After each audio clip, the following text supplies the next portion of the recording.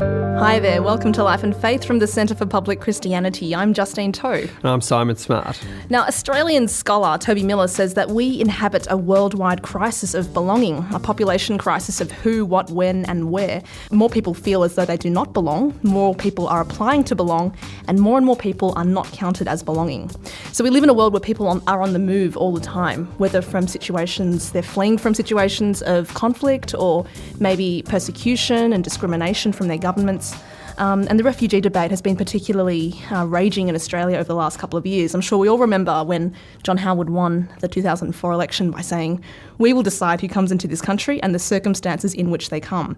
And since then we've had the Pacific solution, the Malaysia solution, and all the while the mental health toll on detainees is getting worse and worse.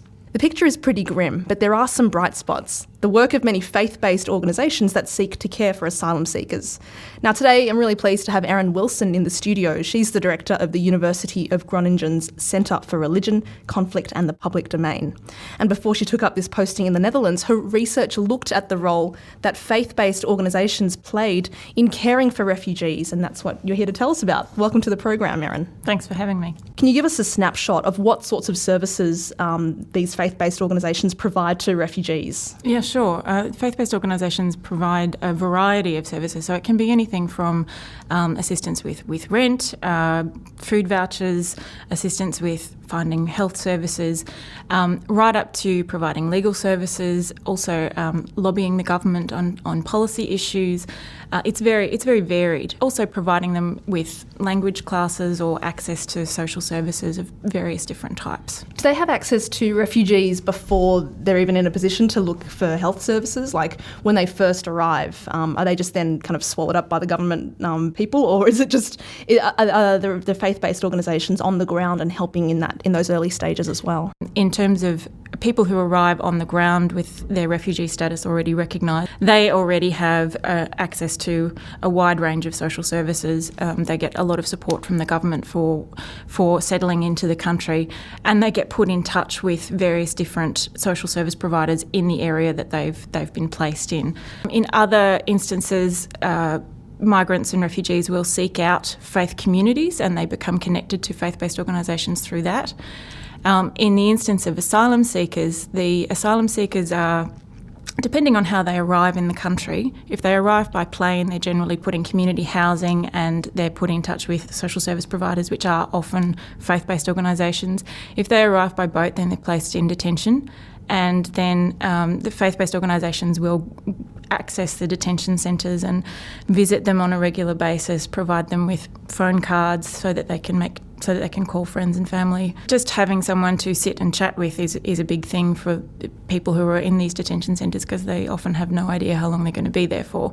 So having people go there to say, look, we actually do care for you and we're interested in you, can have a big impact on how welcome they feel when they arrive in the country. Erin, from researching your work with these organisations, you've come up with the term faithful hospitality to describe the efforts and the orientation of the organisation. Tell us a bit more about what that means, because we often think of hospitality in the context of the hospitality industry, where you kind of pay for something and you get a service. Yeah, absolutely. In this instance, hospitality it's an ancient tradition within religions, and what it's talking about specifically is hospitality to the stranger. So it's not hospitality in terms of a service that is paid for, but it's hospitality that is provided free of charge, generously to a foreigner who is in your land. And we see examples of this particularly in the Judeo-Christian scriptures, but there's examples in Islam and a variety of different religious traditions.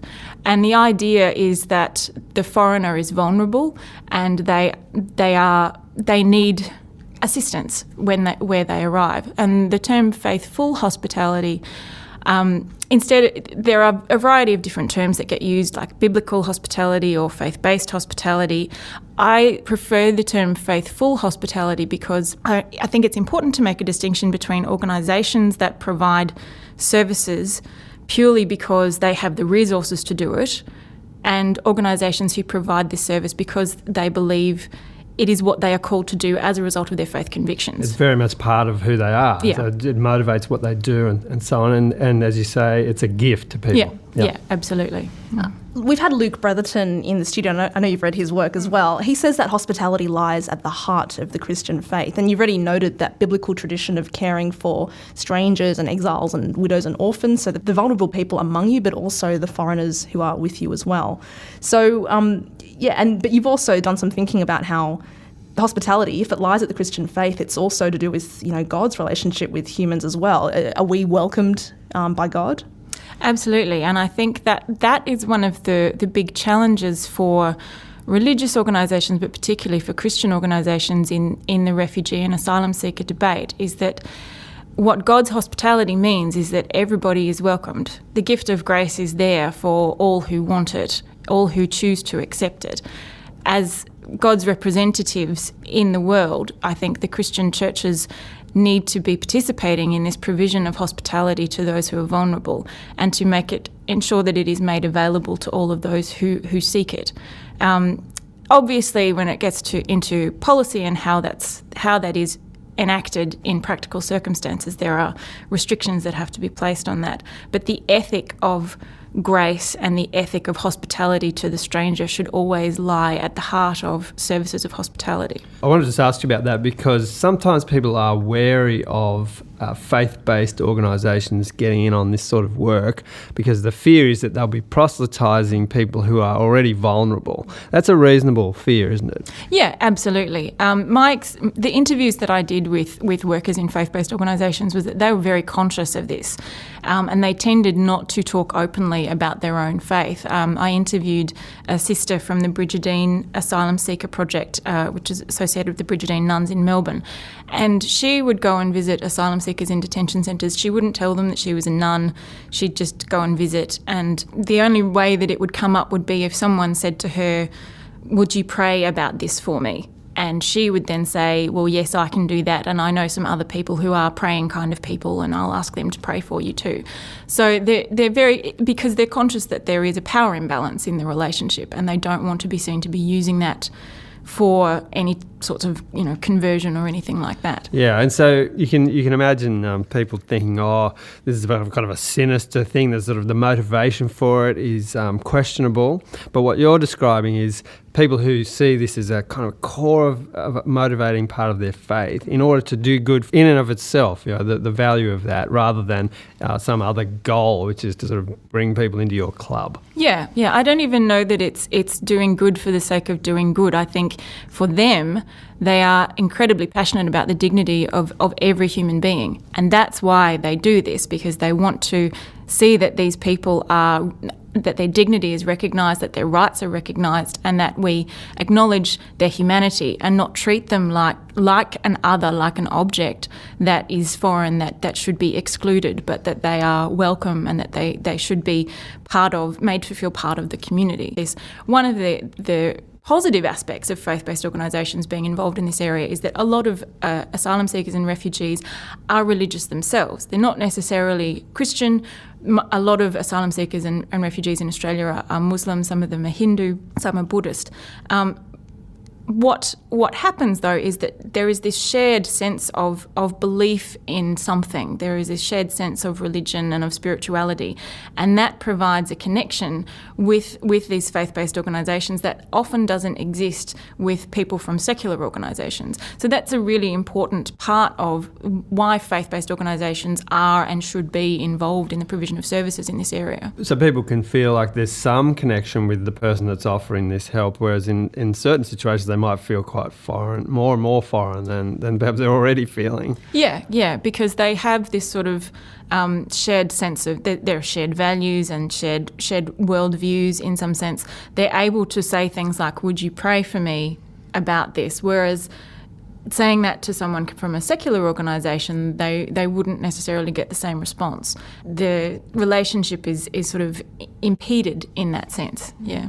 Can I just ask, if religious organisations or faith-based organisations partner with the government to deliver these kinds of services, does that compromise their ability in any way to speak out against government policy? I mean, we've just had in the news recently the Australian government has been, what's being talked about is that the Australian government is redirecting millions of its foreign aid budget to its own refugee program. So it's like Australia will be the third largest recipient of its own aid or something like that. Yeah. Erin, if faith-based organisations actually, work with the state to deliver these services to refugees, does that in any way compromise their ability to speak out against government policy? In general, most faith-based organisations are very aware of this and they don't want to compromise their independence. So most of them actually don't accept government funding. And those that do don't allow that to affect their capacity to criticise government policy. So as one example, the Brotherhood of St Lawrence in Melbourne were very critical of the introduction of the Pacific Solution, and as a result didn't receive any government funding for about 10 years, which they were quite fine about. Like that's just the way it is, and they wouldn't want to curb what they say on these issues purely to receive funding. Another example was the Hotham Mission Asylum Seeker Project. They introduced a model called community care, which was an alternative to mandatory detention for asylum seekers. And this was, they were using this in the early 2000s, and the government actually approached them about implementing this model for the government in their policy, and they refused because they didn't want to be beholden to the government on it. So the government then approached the Red Cross instead. Erin, people often use the language of human rights to argue against the detention of asylum seekers because it violates their rights in this way of speaking. But you've drawn attention to the fact that there are limits to this kind of language because human rights can only be guaranteed by the state, and refugees are stateless people. So it puts that whole dynamic in danger. Refugees, they're not necessarily stateless people, but there are people who don't enjoy the protection of the state of which they're a citizen. And so what that means in the current international system is that they have to be able to access, another state has to agree to provide them with protection. And if no other state does, then what do they do? And I think the problem with rights as a discourse is that it has a tendency to become quite legalistic. And so it becomes all about rules and who is responsible and who isn't. And I think that's part of the beauty of the notion of hospitality, is that it's able to expand this notion of rights to not just say, well, this person is entitled to this because they are a member of this state, or this person is entitled to this because this international treaty says that they are. The notion of hospitality, particularly coming from religious tradition, says this person is deserving of respect and dignity, and it is our responsibility to ensure that they receive that. In the same way, in a family, you don't sit around saying, you have this particular right and this right and so on. You negotiating things within the context of relationship and community. That's a big difference, isn't it? Absolutely. I think rights has a tendency to sort of objectify the individual in a sense, and it removes it can remove what makes them human. And I'm not at all saying that we should do away with the concept of rights. I think the concept of rights is incredibly important, and it's a linchpin for justice in contemporary international politics. But I think we need to complement this with notions of belonging, of relationship, of acceptance, of grace, of justice, in order to ensure that people are honoured, people are welcomed, people are respected. Can I ask you, as someone who works in this field and has done a lot of thinking about it, are you feeling optimistic about the way this whole thing's playing out? The national debate in Australia saddens me. It's polarised, there's sort of extreme views being expressed, and there's very little effort to try and come up with alternative ways of talking about this. I think that is where faith-based organisations can play a role, is to sort of, and have started to play a role. World Vision have also sort of spoken out on this and recognised that there's caricatures about the situation, about refugees and asylum seekers that are being made in this context. And we need to move past those. We need to start having intelligent, nuanced debate about these issues, recognising the humanity of people, recognising the multiple reasons why people flee, why they seek protection. It's not simply because they're economic migrants looking for a better life. Okay, we've been talking with Erin Wilson about the notion of faithful hospitality and how that grounds the ethic of faith-based organisations, particularly in the way that they care for refugees and help them feel at home in a new place that can be very foreign and different and hostile. So it's a wonderful notion of faithful hospitality. Thank you very much, Erin. Thank you.